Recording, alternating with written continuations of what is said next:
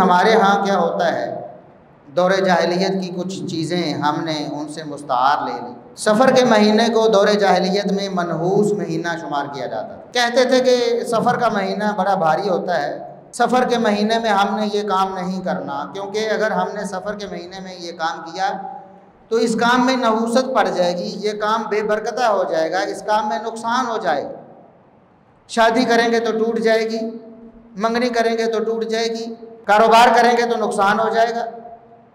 یہ وہ عقیدہ اور نظریہ ہے سفر کے مہینے کے بارے میں جو دور جاہلیت میں مشرکین مکہ کا تھا۔ تو آپ صلی اللہ علیہ وسلم نے فرمایا کہ سفر کے مہینے کی جو بدشگونی کا عقیدہ ہے اس کی کوئی حیثیت نہیں، سفر کے مہینے کی کوئی نحوست نہیں۔ ایسا ہر عقیدہ اور نظریہ باطل ہے جس کے مطابق سفر کے مہینے میں کسی قسم کی کسی نحوست کا کوئی تصور پایا جاتا ہو۔ اور مشرکین مکہ کا اعتقاد تو ہمیں یہاں تک ملتا ہے کہ وہ ایک مہینے کو منحوس کہتے تھے۔ ہم نے صرف اس مہینے کو نہیں بلکہ آگے بڑھ کر مشرکین مکہ سے بھی کچھ قدم آگے بڑھا کر ہمارے لوگوں نے تو کچھ دنوں کو بھی منحوس مان لیا ہے۔ منگل کے دن کو منحوس سمجھا جاتا ہے، منگل کے دن کو ہمارے اس معاشرے میں جو محمد الرسول اللہ صلی اللہ علیہ وسلم کا کلمہ پڑھنے والا معاشرہ، تو سفر کے مہینے کے حوالے سے بہت سی باتیں لوگوں نے مشہور کر رکھی، بہت سے کام رواج دے رکھے ہیں۔ جب لوگ اعتقاد میں عقیدے میں کمزور ہوتے ہیں تو پھر لوگ ان کا فائدہ بھی اٹھاتے ہیں۔ اعتقاد کی کمزوری کا ہمیشہ فائدہ اٹھایا گیا۔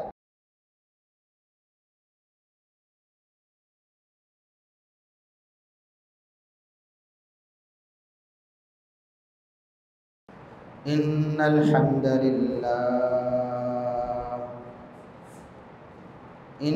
الحمد لله نحمده ونستعينه ونستغفره ونعوذ بالله من شرور انفسنا ومن سيئات اعمالنا، من يهده الله فلا مضل له ومن يضلل فلا هادي له، أشهد أن لا إله إلا الله وحده لا شريك له، وأشهد أن محمدًا عبده ورسوله، اللهم صل على محمد وعلى آل محمد كما صليت على إبراهيم وعلى آل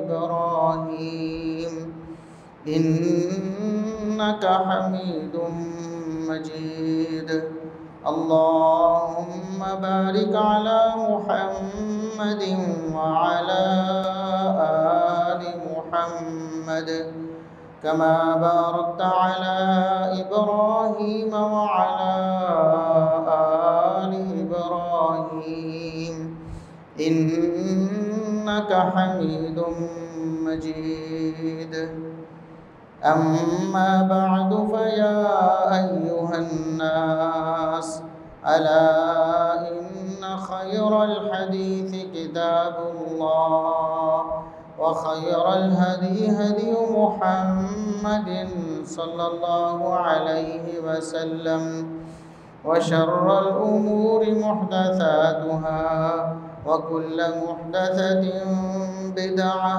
وكل بدعة ضلالة۔ أعوذ بالله السميع العليم من الشيطان الرجيم من همزه ونفخه ونفثه، بسم الله الرحمن الرحيم، إن عدة الشهور عند الله 12 شهرا في كتاب الله يوم خلق السماوات والأرض منها 4 حرم۔ انتہائی قابل احترام سامعین و سامعات، ہر قسم کی حمد و ثنا، تعریف و تمجید، کبریائی، بڑائی، رفعت و عظمت اللہ رب العزت کے لیے جو پوری کائنات کا خالق و مالک ہے۔ بے شمار لا تعداد، بے حد و حساب درود و سلام پیغمبر آخر الزمان، محسن انسانیت، محسن کائنات جناب محمد الرسول اللہ صلی اللہ علیہ وسلم کی ذات اقدس پر اللہ رب العزت نے جو 12 اسلامی مہینے مقرر فرمائے زمین و آسمان کی پیدائش سے لے کر، ان 12 مہینوں میں سے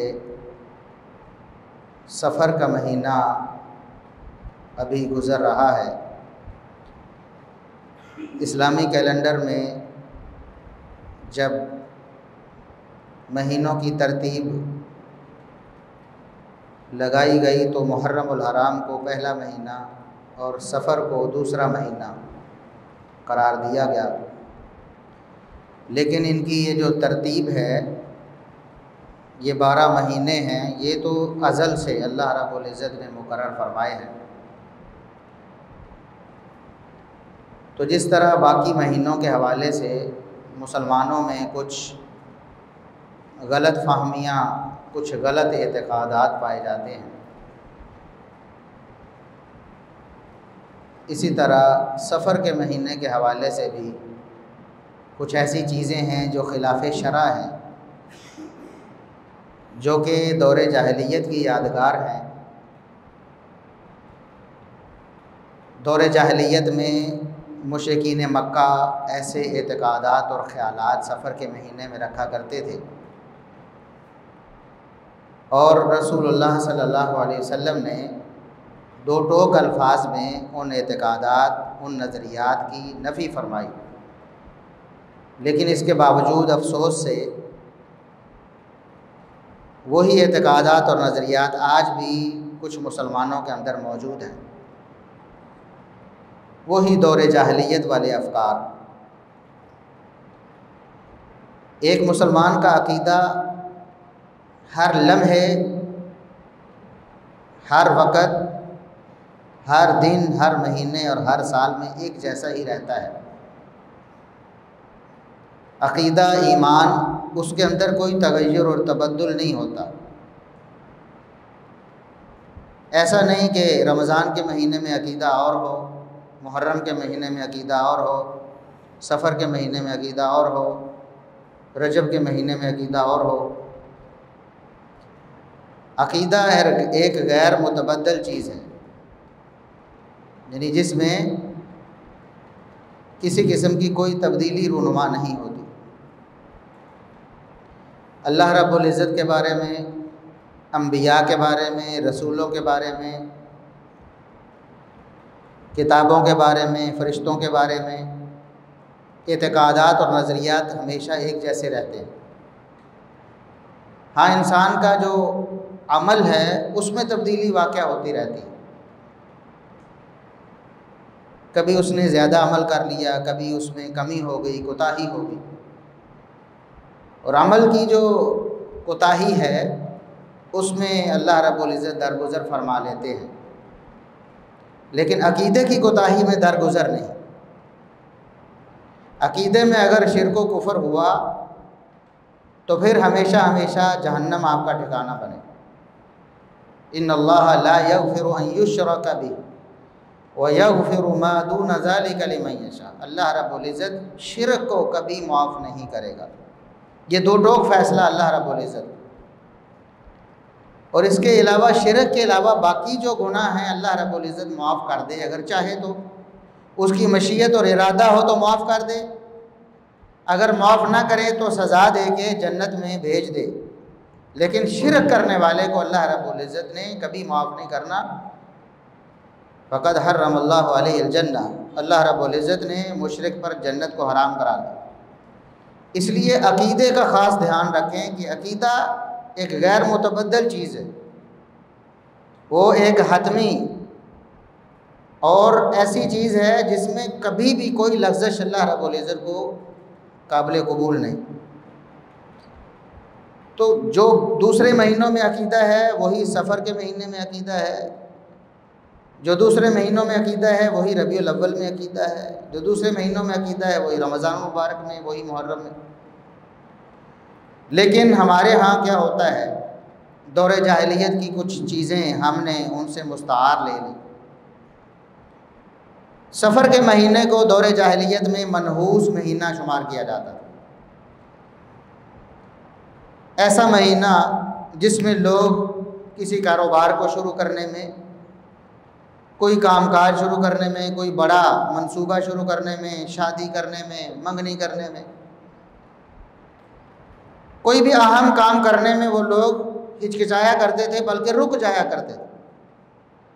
کہتے تھے کہ سفر کا مہینہ بڑا بھاری ہوتا ہے، سفر کے مہینے میں ہم نے یہ کام نہیں کرنا، کیونکہ اگر ہم نے سفر کے مہینے میں یہ کام کیا تو اس کام میں نحوست پڑ جائے گی، یہ کام بے برکتہ ہو جائے گا، اس کام میں نقصان ہو جائے گا۔ شادی کریں گے تو ٹوٹ جائے گی، منگنی کریں گے تو ٹوٹ جائے گی، کاروبار کریں گے تو نقصان ہو جائے گا۔ یہ وہ عقیدہ اور نظریہ ہے سفر کے مہینے کے بارے میں جو دور جاہلیت میں مشرکین مکہ کا تھا، اور رسول اللہ صلی اللہ علیہ وسلم نے دو ٹوک الفاظ میں اس کی نفی فرما دی۔ فرمایا لا عدوى ولا طیرہ ولا حامۃ ولا سفر۔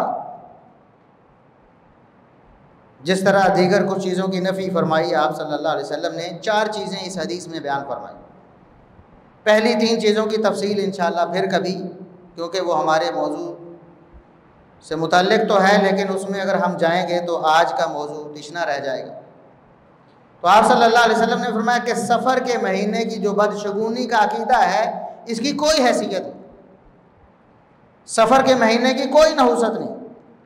ایسا ہر عقیدہ اور نظریہ باطل ہے جس کے مطابق سفر کے مہینے میں کسی قسم کی کسی نحوست کا کوئی تصور پایا جاتا ہو۔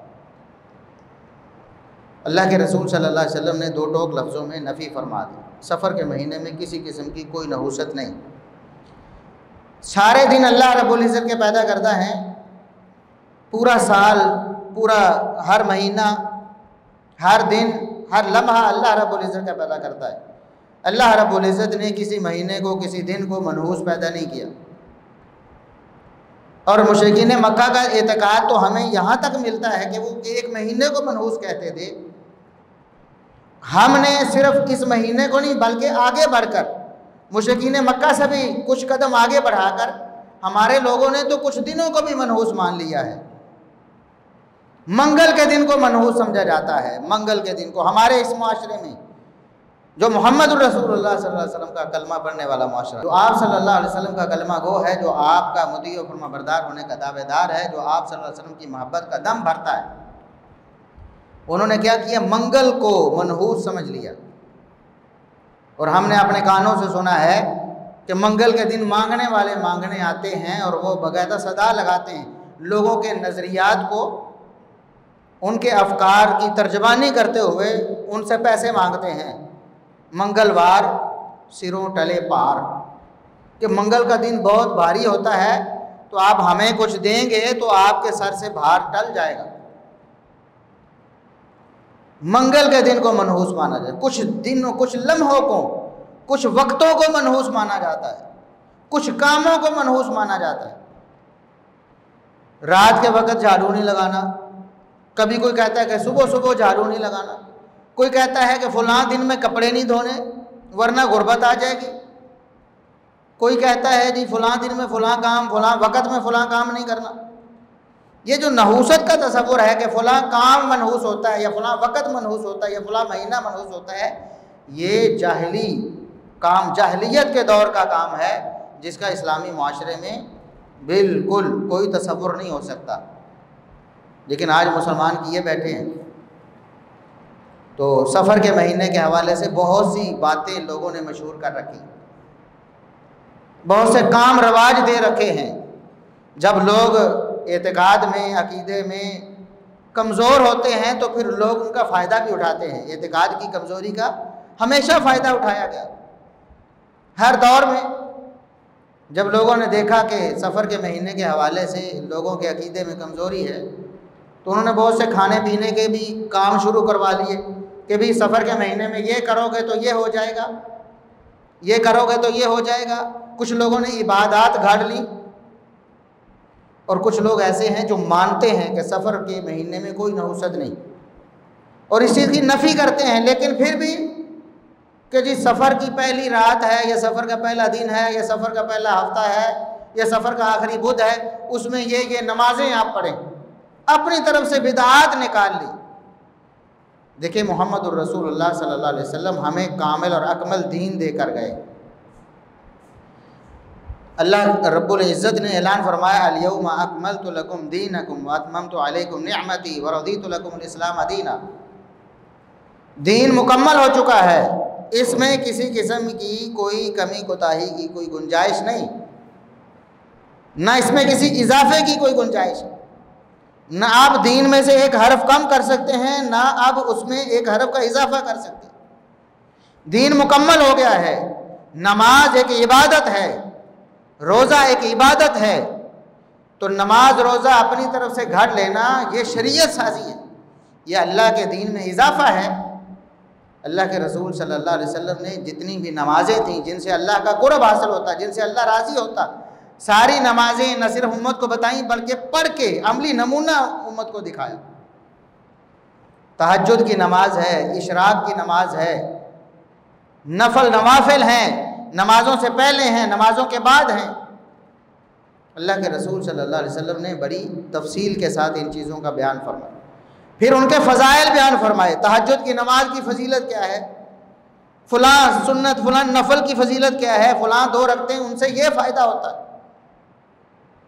گناہ معاف ہوتے ہیں، درجات بلند ہوتے ہیں، وضو کر کے 2 رکعتیں پڑھنے کا یہ ثواب ہے، مسجد میں آ کر 2 رکعتیں پڑھنے کا حکم ہے۔ اور افسوس کی بات ہے کہ مسلمانوں نے ان سب چیزوں کو چھوڑ دیا، نہ کوئی تہجد پڑھنے والا الا ماشاء اللہ، نہ کوئی اشراق پڑھنے والا، نہ نفل نوافل کا زیادہ اہتمام کرنے والا، ان چیزوں کی طرف توجہ نہیں۔ توجہ کیا ہے جی، فلاں نماز ہے، فلاں نماز فلاں بزرگ نے نکالی ہے، اس نے بنائی ہے اور اس نے اس کا فلاں ثواب بیان کیا ہے، لہٰذا اس کو پڑھو۔ نمازیں بنا لی، سفر میں بھی، سفر کے آغاز میں ایک نماز ہے جی 4 رکعتیں پڑھیں، اور پہلی رکعت میں 15 دفعہ سورہ فاتحہ کے بعد قل یا ایھا الکافرون پڑھیں، پھر دوسری رکعت میں جناب قل ھو اللہ احد 11 دفعہ پڑھیں، پھر تیسری رکعت میں فلاں سورت 15 دفعہ، پھر چوتھی میں فلاں سورت 15 دفعہ۔ یہ نمازیں اپنی طرف سے بنا کر ہمارے دین میں داخل کر کے ہمیں اس کی تعلیم دی جاتی ہے۔ دیکھیں اللہ کے رسول صلی اللہ علیہ وسلم نے ہمیں مکمل دین دے دیا ہے۔ جو نمازیں رسول اللہ صلی اللہ علیہ وسلم نے پڑھ کے دکھائیں، جن کی فضیلت بیان فرمائی، ہمیں وہی کافی ہیں، انہی پر ہمیں عمل درآمد کرنا چاہیے۔ یہی رسول اللہ صلی اللہ علیہ وسلم کی محبت اور آپ کی اطاعت کا تقاضا ہے۔ اگر کوئی شخص اپنی طرف سے چیزیں بناتا ہے یا کسی کی بنی بنائی چیزوں کو دین بناتا ہے اور ان پر عمل درآمد کرتا ہے، اور رسول اللہ صلی اللہ علیہ وسلم کی سنتوں اور آپ کے طریقوں کو چھوڑتا ہے، تو وہ عملی طور پر رسول اللہ صلی اللہ علیہ وسلم کا فرما بردار نہیں ہے، زبانی طور پر تو دعویٰ کر رہا ہے۔ تو میں عرض یہ کر رہا ہوں کہ سفر کے مہینے کے حوالے سے نہ تو نحوست کا کوئی تصور ہے کہ سفر کے مہینے میں فلاں کام نہیں کرنا، یا سفر کے مہینے میں کیا جانے والا کام نقصان کا شکار ہو جاتا ہے، یا سفر کے مہینے میں کوئی کام کریں تو وہ ختم ہو جاتا ہے، جس طرح شادی کے بارے میں تصور ہے۔ ایک تو اس کا کوئی تصور اسلام میں نہیں۔ اور آج آپ دیکھیں ہمارا اتنی ترقی یافتہ دور میں ہم جی رہے ہیں، ٹیکنالوجی کے دور میں جی رہے ہیں، لیکن ہمارے عقائد اور افکار دیکھیں دور جاہلیت سے بھی پیچھے کو جا رہے ہیں۔ ابھی دیکھیں آپ شادی حال دیکھیں جا کے سنسان پڑے ہیں، بہت کم کسی شادی کا کوئی فنکشن آپ کو ان مہینوں میں نظر آئے گا۔ محرم کا مہینہ گزرا، سفر کا مہینہ جا رہا، حالانکہ رسول اللہ صلی اللہ علیہ وسلم کا اسوہ حسنہ ہمارے لیے مکمل رہنمائی ہر قسم کی موجود۔ رسول اللہ صلی اللہ علیہ وسلم نے اس حوالے سے کوئی تفریق نہیں کی کہ فلاں مہینے میں شادی کرو، فلاں مہینے میں نہ کرو، فلاں مہینے میں نکاح کرو، فلاں مہینے میں منگنی کرو، فلاں مہینے میں نہ کرو، فلاں مہینے میں کاروبار کرو، فلاں میں نہ کرو۔ ایسی کوئی بات آپ صلی اللہ علیہ وسلم نے نہیں فرمائی، بلکہ آپ صلی اللہ علیہ وسلم کی سیرت کو پڑھ کے دیکھیں، مطالعہ کریں، ہر مہینے میں رسول اللہ صلی اللہ علیہ وسلم کے آپ کو غزوات نظر آئیں گے، شادیاں نظر آئیں گی، معاملات نظر آئیں گے۔ آپ صلی اللہ علیہ وسلم نے عملی طور پر ان ساری چیزوں کی نفی فرما دی۔ لیکن آج بھی مسلمان دور جاہلیت میں جی رہے ہیں، بلکہ میں نے گزارش کی ہے کہ دور جاہلیت سے بھی تھوڑا آگے بڑھنے کی کوشش میں۔ منگل کے دن کو تو دور جاہلیت میں بھی منحوس نہیں مانا جاتا تھا، وہ تو سفر کے مہینے کو منحوس مانتے تھے، لیکن یہاں منگل کے دن کو ہر ہفتے نحوست کا تصور بنا لیا۔ اور ایک بڑی بات جو ہمارے ہاں عام طور پر رائج ہے اور جس کی طرف بہت توجہ کرنے کی ضرورت ہے، انجانے میں، نادانی میں، آپ کہہ لیں نہ سمجھی میں، لاشعوری میں ہوتا کیا ہے، ایک دکاندار ہے، اس نے کھاتہ کھولا ہے کہ لوگ ادھار لینے آتے ہیں، کسی کے پاس پیسے ایڈوانس میں نہیں ہوتے، وہ بعد میں یکم کو دے دیتا ہے، 10 کو دے دیتا ہے، ان کا کھاتہ کھولا ہوا ہے اور وہ ادھار دیتا ہے۔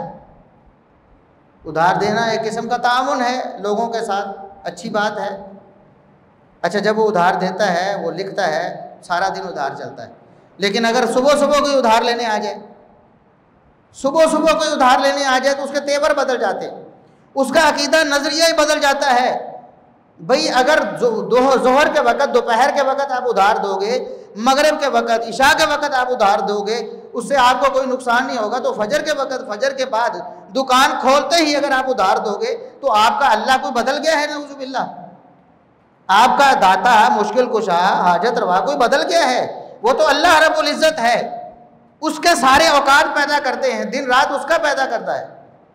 تو آپ یہ تصور بٹھا لیتے ہیں کہ صبح صبح اگر کوئی ادھار لینے آ گیا تو پھر سارا دن جو ہے وہ نحوست میں گزر جائے گا، سارا دن پھر ادھار ہی چلتا رہے گا۔ بھئی یہ کہاں سے تصور آیا آپ کا؟